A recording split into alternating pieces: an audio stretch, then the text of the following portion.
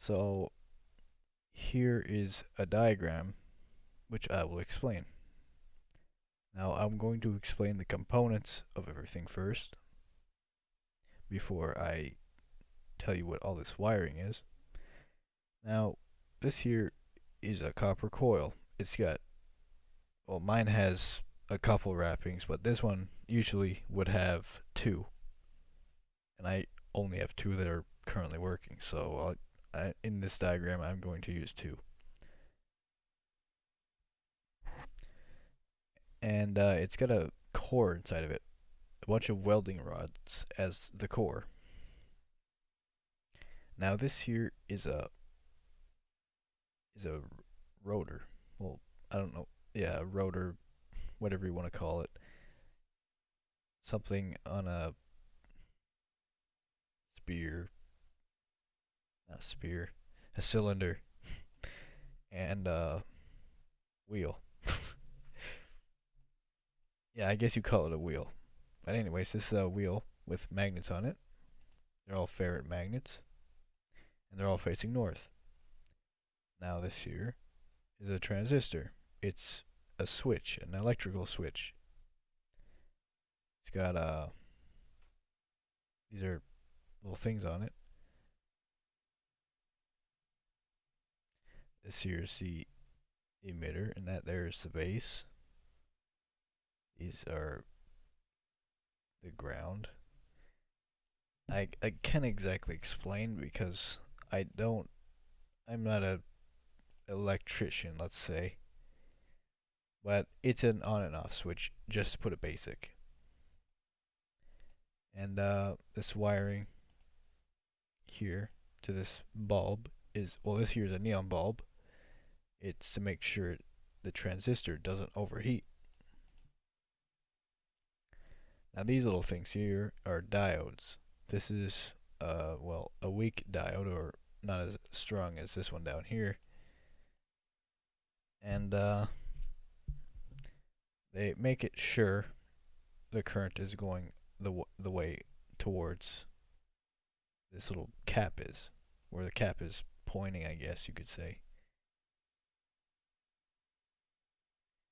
And these here are batteries, just little simple ones for simple explanation.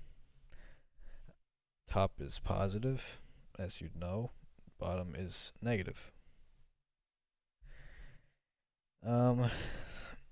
So I'm going to explain how this works now. Now that you know most of what everything is. Oh, and first I'm going to explain what these wires are too. It should say up here though. The red's the trigger wire, the blue is the drive wire. Like I said, there's two windings around this together, and they are to send the current that's made through the magnet meeting with the coil through, well, that's what the drive wire is for, to get it through here. Or not, no, this is not drive wire, I'm sorry. This is trigger wire to trigger the transistor. Now, every time this spin, oh shoot. Every time this spins, every time it meets the coil, a little current is sent through these ones. Now these ones here, this sends it to the transistor and turns on the transistor. But this is just from one time of spinning. You have to spin this, you gotta give it a good spin in order to make it, well, repulse a lot to make it continue spinning. I'll explain what I just said in a second. So this is a diode, like I said, sent through back to this coil. Now this here is the input battery. It's connected to the trigger wire. This transistor tells it to turn on, the battery turn on, and it would send a current through here and back into the coil, causing this coil to turn into a magnet.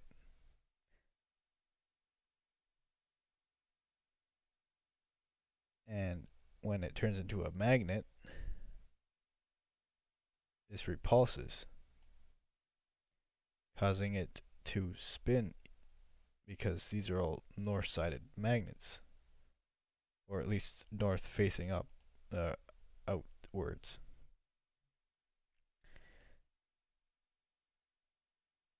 So it would cause it to continue spinning. And it can spin pretty fast too, but it could probably spin even faster if I had neodymium and have more torque. So you wouldn't be able to stop it real easily with your fingers like the one I have right now. Now, these are directly connected because you're charging it this battery here with the input battery, but you're also grabbing some of the extra apparently. Like, I'm not sure if this actually brings it into this battery, the extra that comes from here, but that's what it's supposed to do.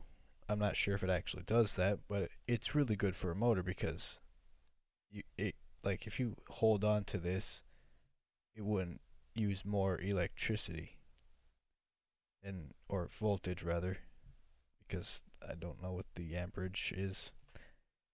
If I don't know the amperage, I don't know the wattage.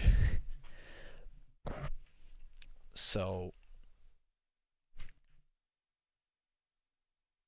that is that. It's a really good.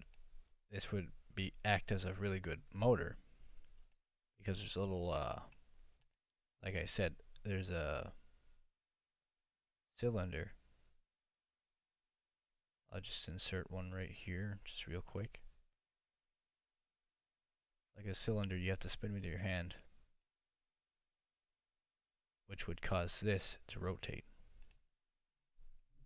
because it's like a wheel almost.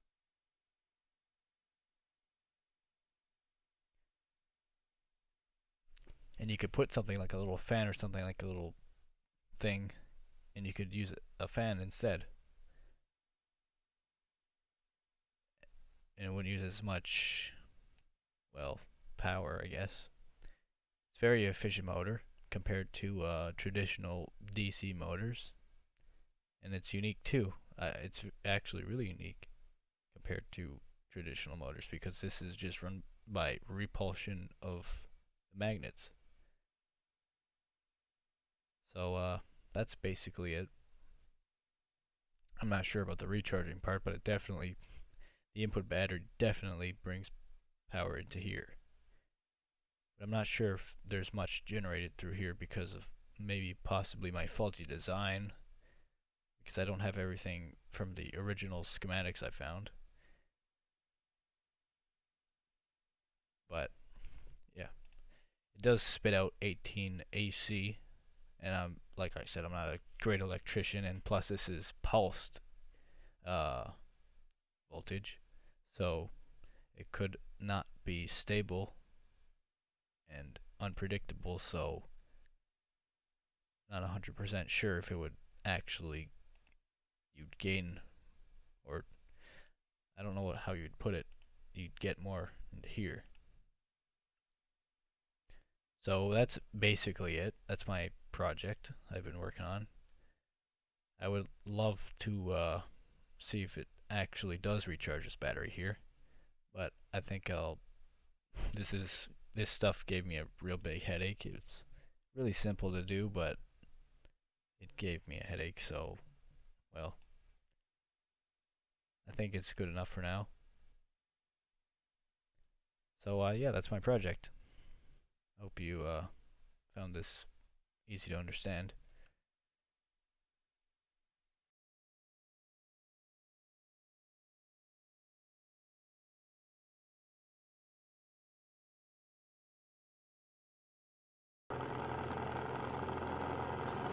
Oh my god. It is.